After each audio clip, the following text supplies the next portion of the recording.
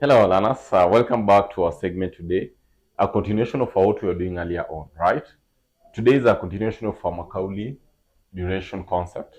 Remember, we mentioned that Macaulay duration, my good students, it provides an estimate of when an investor can expect to receive the bonds cash flows.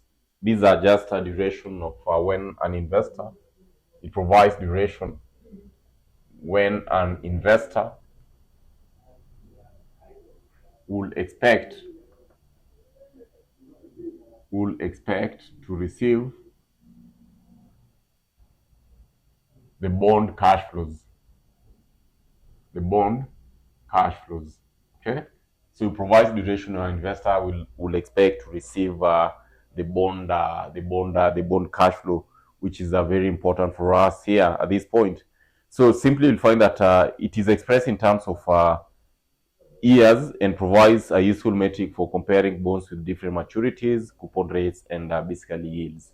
But the whole idea is that this is just that duration that an investor, of course, will expect to receive what? The bond cash flow, Macaulay duration. Okay?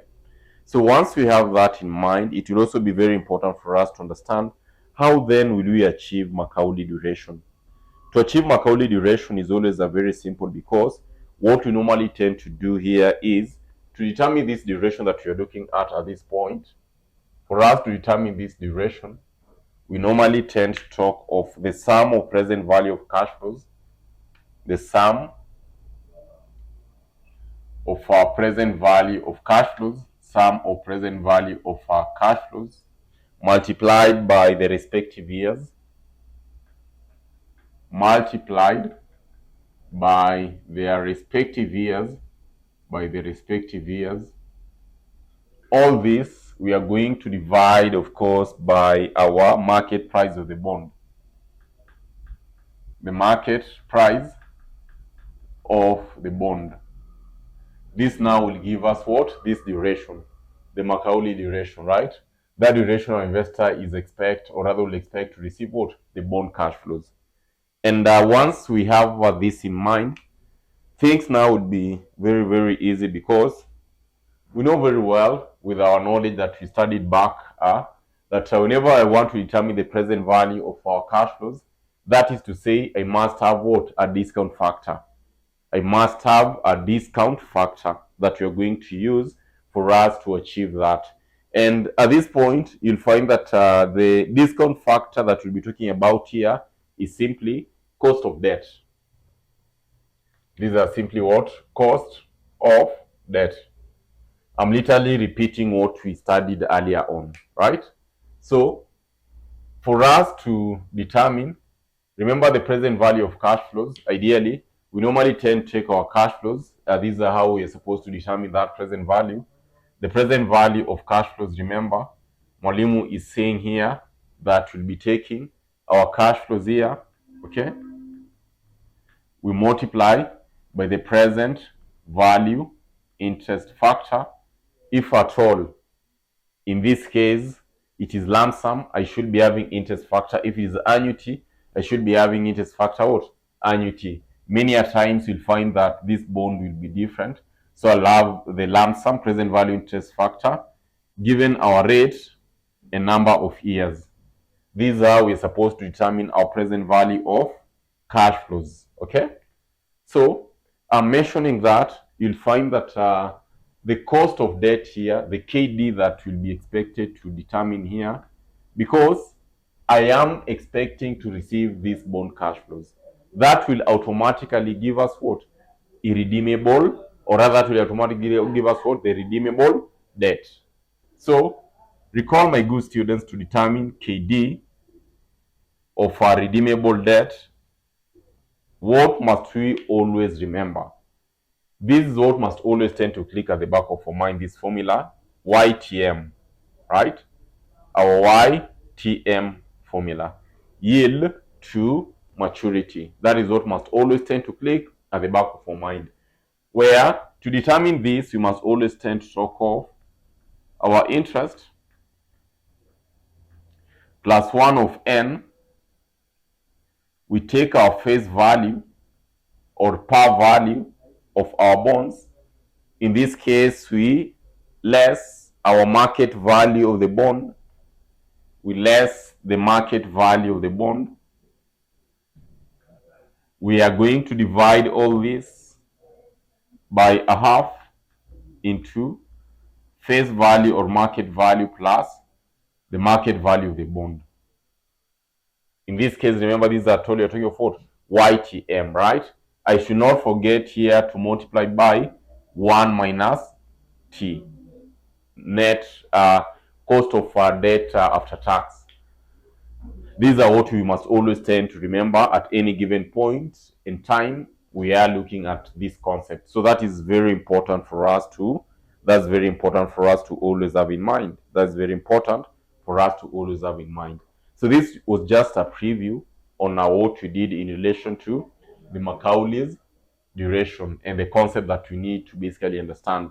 So to this point, I want us to attempt this question, which was tested basically in April 2023, question number 4. I want us to attempt this question, April 2023, question number 4, and see how we will be able to handle that. So the question is here, I'm sharing with us, believing that is very visible. I'll share the question with us there, believing is very, very visible. So these are what you're told as per our question.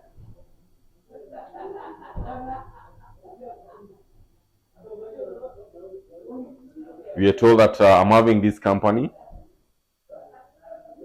That is part. Explain 3 difference between that is of course features and contracts, but our focus is on part B of the question. Part B of the question, you're told that Pine Limited is considering an investment in one of 2 corporate bonds, namely A and B. Both bonds have a par value of 1,000 and pay coupon interest on an annual basis. Okay. The market price of bond A is 1079.60 with a coupon rate of 6% and is due to be redeemed at par in 5 years. Bond B is about to be issued with a coupon rate of 4% and will also be redeemed at par in 5 years. The additional info, both bonds are expected to have the same gross redemption yield to maturity. The yield to maturity of a coupon bond is determined by its credit rating. Pine Limited considers duration of the bond to be a key factor when making decisions on which bond to invest in. Required, the Macaulay duration for bond A and bond B. Then part 2, discuss 2 limitations of duration as a measure of a bond to changes in interest rate. So a good examiner is giving us that question, and basically once we have the concept that Mwalimu has shared with us, we'll find that things will always be very, very simple. So these are what you must have. I can try squeeze this question below.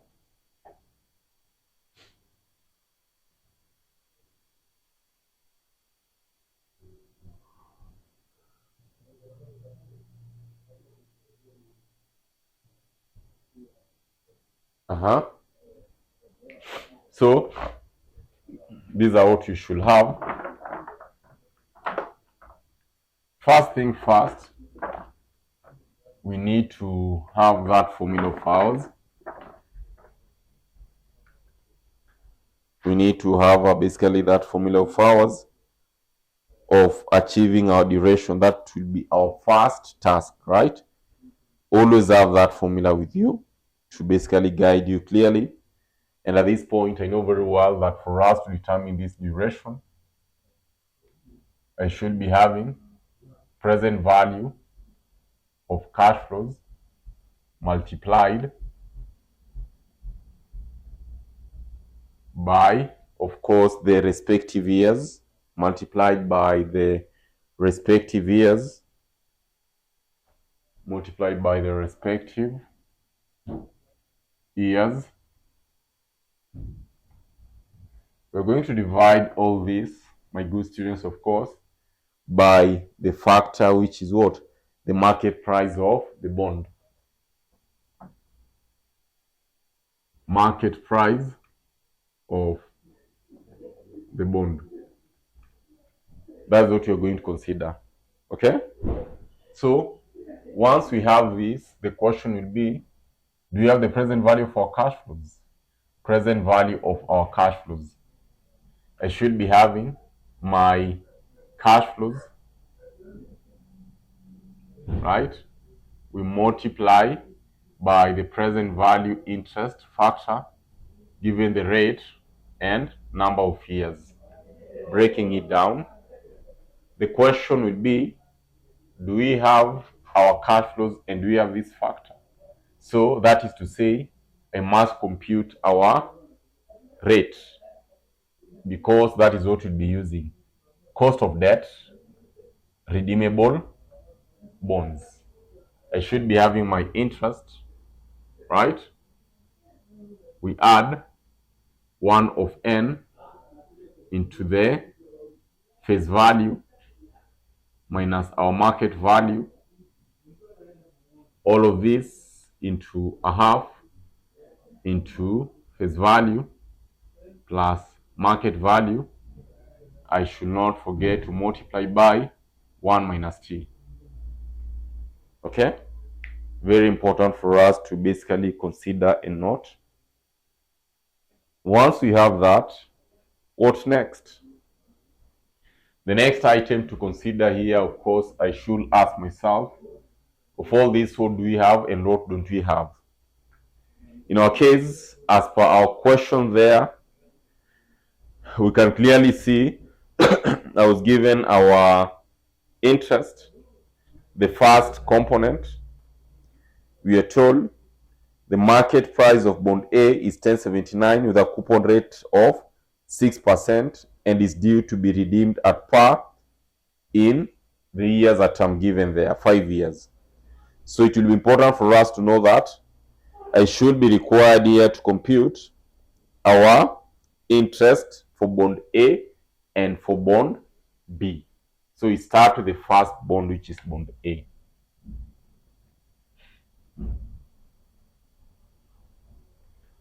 What is our interest? My interest, we are told that it is supposed to go at what? 6%, right?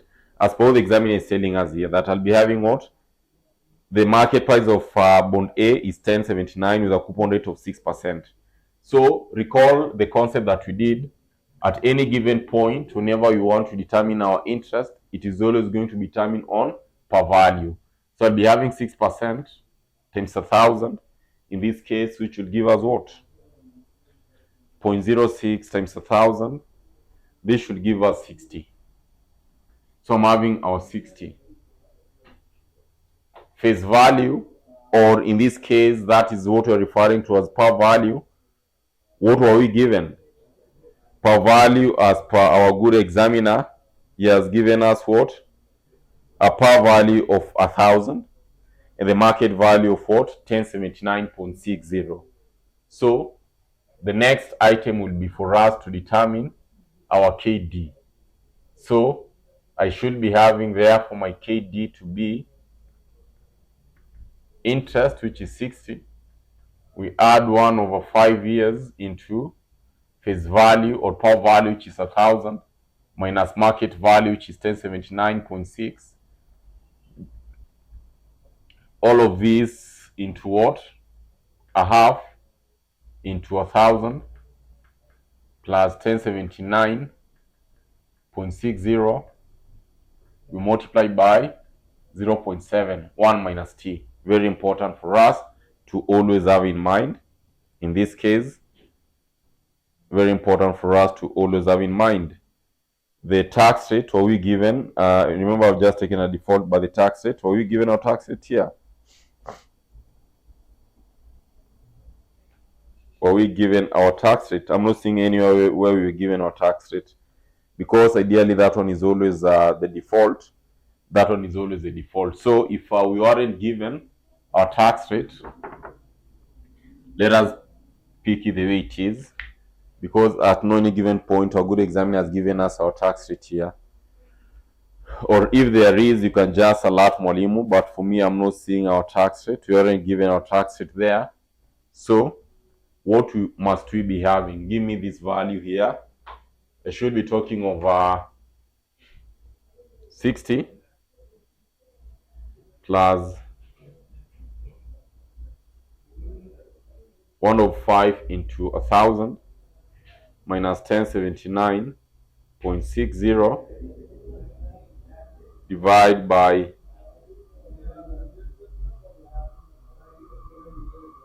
a half into 1,000 plus 1079.60. So times 100, of course, I'm getting 4.24%. 4.24%. So this is what I'm getting as our R. Kindly you can confirm with what you guys are having. For Mwalimu, that is what I'm getting. Remember, we haven't taken 1 minus t because you aren't given any rate. That's why I have not taken any rate there, because you aren't given. So once we have that, the next step will be interesting, because the next step, it will be upon us to determine our cash flows. So as per our case, what will be our cash flows in this context? The cash flows will be the interest that we will be earning. The cash flows will be the interest that we will be earning. So this will be easy. I'll be earning an interest of what? 60 shillings, which in this case I'm going to earn it up to the time of maturity, but on maturity there'll be that redemption value, right? So what will we be having here, my good students? Let us determine that present value for cash flows. So I can have years here, year 1. So basically talk about years.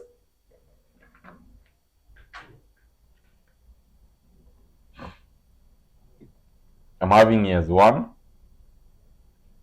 2, 3, 4, and 5. Our cash flows, interest is our cash flows in this context. But what will happen to our cash flows in year 5? Year 5, remember, other than the interest, I'll be having the redemption value. And in our case, a good examiner has told us that the redemption value will be the same as par value. So therefore, year 5 cash flow will be the par value of 1,000 plus the 60, which is our interest. So you can agree and say that it will be what? 1060, because you are talking of 1,000 plus 60 per value. 60, this is the interest. Okay? So once we have that, determine our present value interest factor of what percentage now? 4.24%. So allow me to use the 4%. Allow me to use 4%. So that will take us back to what we did. 1 plus r raised to power negative n. So therefore I'll be having here 1.04 raised to power negative 1. This will give us 0.9615 divided by 1 plus r, 1.04, to give me 0.9246 equal sign 0.8890 equal sign 0.8548. You can as well use your table, by the way. Mwalimu here is using the shortcut that I guided you with, 0.8219. So that is our factor. So therefore, my present value, I should be talking of what? My present value, I should be talking therefore of 60 times 0.9615 to give me 57.69. 60 times 0.9246 to give me 55.48. 60 by 0.8890 to give us 53.34. 60 by 0.8548 to give us 51.29. 1060 times 0.8219 to give us 871.21. You see? That is our present value. That is our present value. That is our present value. I need duration to be present value of the cash flow multiplied by the respective years. So, the respective years here, I should be having times 1 year, times 2 years, times 3 years, times 4 years, times 5 years. This should give us what now? The first one should be 57.69. 55.48 by 2 to give us 110.96. 53.34 by 3 to give us 160.02. Okay, then 51.29 times 4 to give us 205.16. 871.21 times 5 to give us 4356.05. Kindly confirm, my good students, that we are all on the same page. I want you guys to confirm that you are all on the same page. So that as at the end of the day, I'll be having my numerator, present value of cash flows multiplied by the respective years. If we do the summation, this will give us what? Plus 205.16 plus 160 plus 160. So we start with a 57.69 plus 110.96 plus 160.02 plus 205.16 plus 4356.05. This should give us 488. So I can literally squeeze this question here or remove it for now. So I'll be having 488.9.88. See, 4889.88. We are not yet done. So the next element here will be upon us to do what? To determine our duration. So our duration here will be very simple now. We take 48,889.88. We divide by the market price of the bond, which we had 1079.60, as per what the examiner had given us, right? As per what the examiner had given us, the market value of the bond we had what? The 1079.60. So our duration here, the Macaulay duration, therefore I should be talking of my answer divided by 1079.60, which should give us what? 4.5 years. So I'm having 4.5 here. 4.5 years. 4.5 years. So you should be having 4.5 years, and that is what we should be having on the first case. That is what we should be having on the first case. You'll find that how interesting this concept is, right? Macaulay duration. Macaulay duration is very, very interesting. So once we are done with that case now, you'll find that that should take us to bond B. The same procedure will apply for bond B. The same procedure will apply for bond B, where in this case, it will be upon us to determine our interest now. What will be our interest in bond B? My interest in bond B, as per the question given here, we are told that at par bond B is about to be issued with a coupon rate of 4%. So interest, I should be talking of 4% times 1,000.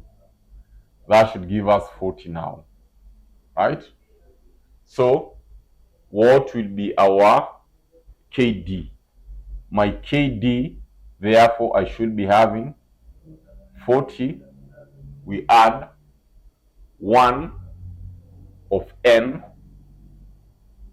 into the market value, or par value, sorry, par value or face value. We are told it won't change, it was just 1,000. What about the market value of bond B? The market value of bond B for 5 years, then you're told that or you given the market value of bond B. The market price of bond A is 10.79 with a coupon rate of is due to be redeemed at par in 5 years. Bond B is about to be issued with a coupon rate of 4% and will be redeemable at par in 5 years. At par in 5 years. So the question that we will be asking ourselves here is, what is a bond?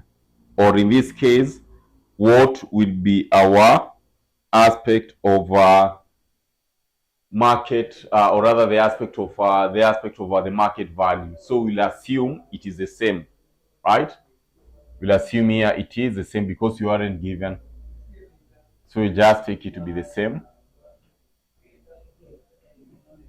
of a half into 1,000 plus 1079.60.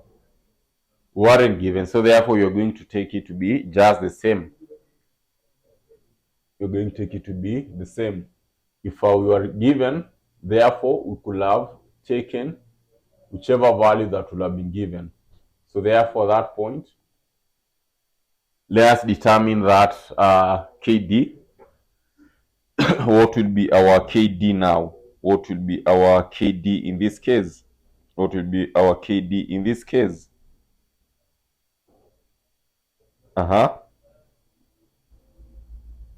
What will be our KD in this case of ours? So my KD, therefore, I should be having, of course, 1,000